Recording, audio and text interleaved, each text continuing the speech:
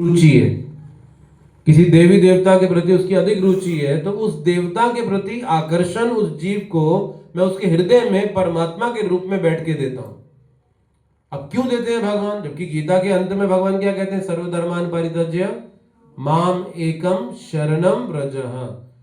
सभी धर्मों का परित्याग करके एकमात्र मेरी शरण ग्रहण करो। एक तरफ तो गीता में भगवान कहते हैं कि मेरी एकमात्र शरण ग्रहण करो, और दूसरी तरफ वो कहते हैं कि देवताओं के प्रति अगर किसी को आकर्षण है तो वो आकर्षण भी मैं देता हूं। तो जब भगवान कह रहे हैं कि मैं मेरी शरण ग्रहण करो, तो फिर आकर्षण क्यों देते हैं देवताओं के प्रति? तो भगवान वहां कहते हैं क्योंकि उसकी ऐसी इच्छा है, और उन इच्छाओं की पूर्ति वो देवता विशेष कर सकते हैं, और वो अधिकारी उन इच्छाओं की पूर्ति करने के लिए। तो फिर भगवान परमात्मा रूप में बैठे, अच्छा तेरी ये इच्छा है, तू जा उस देवता के पास जा, उसकी पूजा कर, वो तेरी इच्छा पूरी करेंगे। और साथ में भगवान फिर गीता में समझा भी देते हैं कि इन इच्छाओं की पूर्ति कभी भी नहीं की जा सकती। एक करो, दूसरी आती है, दूसरी की करो, तीसरी आती है, तीसरी करो, चौथी आती है। ये सिलसिला, ये श्रृंखला कभी समाप्त नहीं होती, और ये अंतहीन चलती ही जाती है।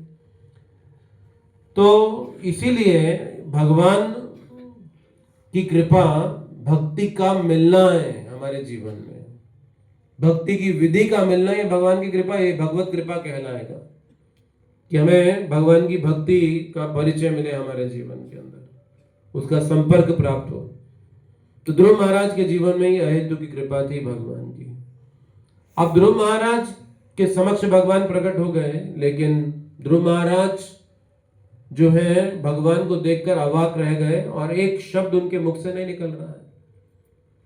तो भगवान ने ये उनकी दशा को देखकर उन्हें अब शक्ति दी, जिससे वो भगवान का गुणगान कर सके। तो ध्रुव महाराज की इच्छा थी भगवान का गुणगान करने की, लेकिन सामर्थ्य नहीं था।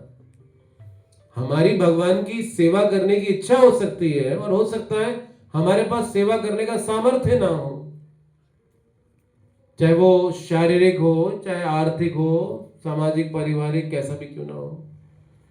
तो अगर इच्छा है तो फिर भगवान हमें हमारी वो बाधाओं को दूर कर देते हैं, हमें शक्ति प्रदान करते हैं, जिससे हम उनकी सेवा कर पाए। जैसे ध्रुव महाराज भगवान का गुणगान करना चाहते हैं, लेकिन बोल ही नहीं पा रहे, इतने आश्चर्यचकित हो गए भगवान को देखकर।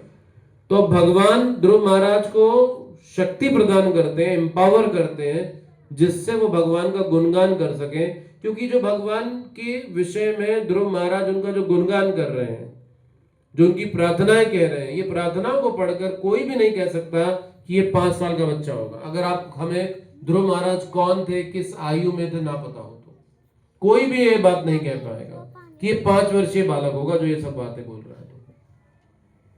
लेकिन इस आयु में उन्होंने ये गुणगान किया भगवान की कृपा से। तो प्रभुपाद जी कहते हैं हम एक उपकरण के समान है, बिजली के उपकरण, इलेक्ट्रॉनिक इंस्ट्रूमेंट। और अगर इलेक्ट्रॉनिक इंस्ट्रूमेंट को आप उसकी वायर को सॉकेट में नहीं लगाओगे तो बिजली